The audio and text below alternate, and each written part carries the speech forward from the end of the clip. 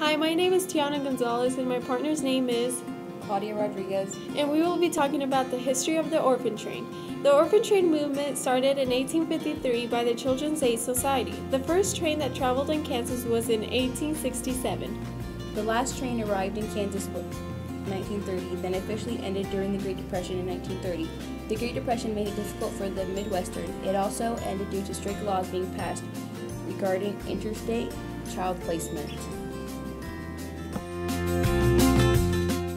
The founder of the orphan train was Charles Corn Brace. He was born in 1826 and passed away in 1890. He became obsessed by the plight of these children and thought they would make a good hand on the farm.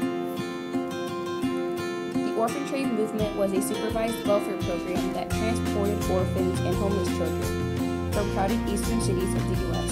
to foster homes largely in rural areas of the Midwest. The children were accompanied on the train by adults, often Catholic nuns. Boys and girls were kept separate. The children left the train at each stop and were chosen by the people who came to the station to see them. In some cases, the match was made ahead of time, and the couple would present a number to the chaperones who would match the number to the children wearing the same number. They were described as orphans, foundlings, waifs, half-orphans, street Arabs, street urchins, and all terms to describe the children who rode the orphan train. Okay. First question. All right, who was the founder? Okay, I didn't have any clue on this, but I looked it up on the internet, and it was Reverend Brace. He was a minister from New York, and he noticed when he was walking down the street in New York, he noticed many children laying on the street or on a step and so forth, and he said, something has got to be done about this because this is not a good thing.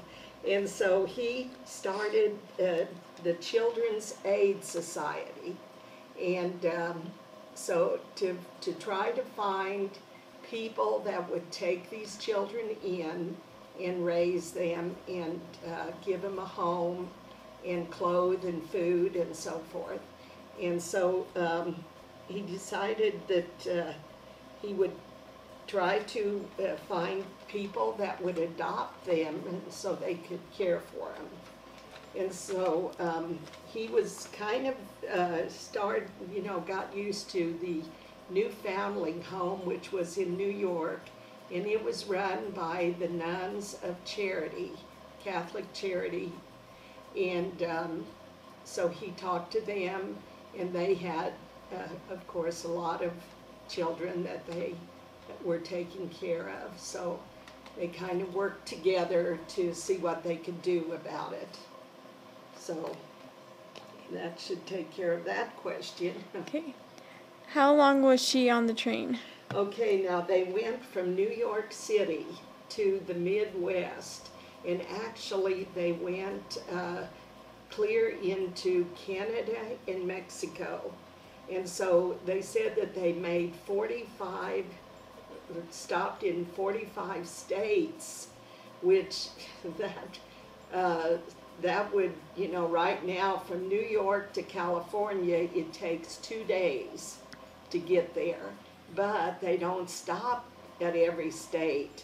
They only stop like about 10 times, and it takes 2 days. So I'm assuming that it could have taken as much as, maybe 5 days to get all of that done. All right. Where did your family get dropped off?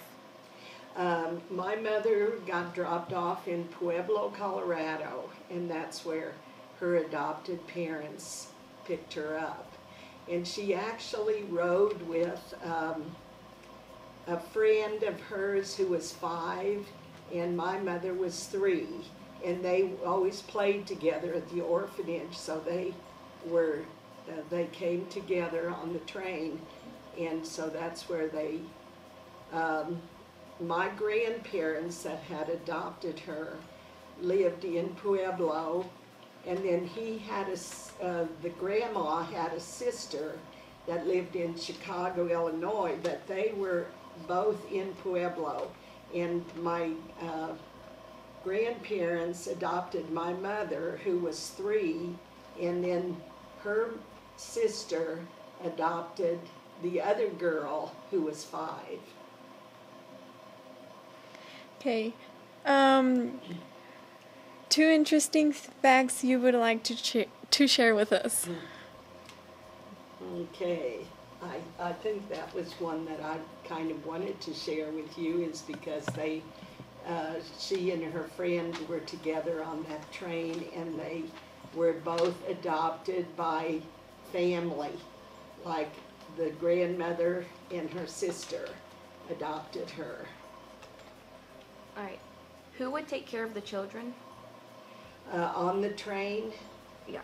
they would have the nuns from the foundling home took care of the children on the train. They had one volunteer or someone in charge, a caretaker, on each of the cars that took care of the children.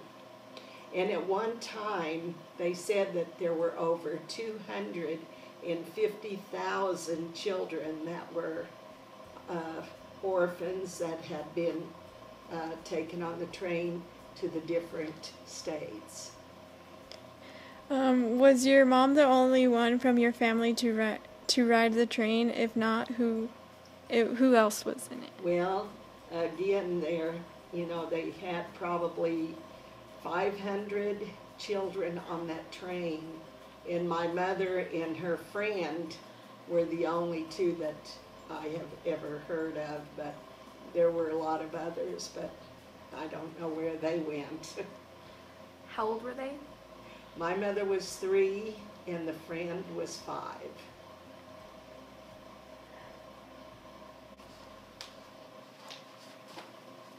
Are there any other questions? No, that'd be all. Thank you. Oh, you're welcome. Thank you for allowing me to do this. The train and their destinations were a mystery to the orphans on board, but what it was like to ride the orphan train depends upon when you rode them. Most children thought the train ride was fun, but when they saw that they were going to be given away, they were mad and felt placed out when they had relatives back home.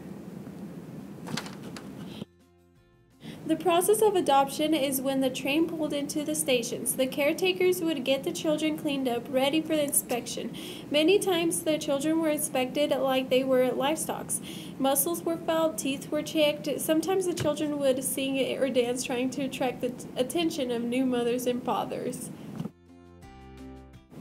Some of the orphan train children were eventually adopted, but many were not. Some were indentured, which means their labor was sold to waiting farmers and were considered to be not much more than slave labor.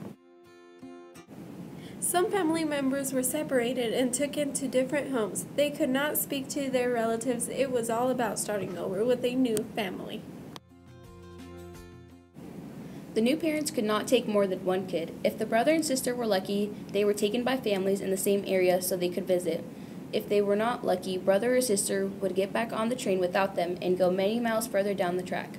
It was not uncommon for brothers and sisters to lose track of each other completely. Many children who were placed in the West went on to great success. Some of them were governors, congressmen, sheriff, and other jobs.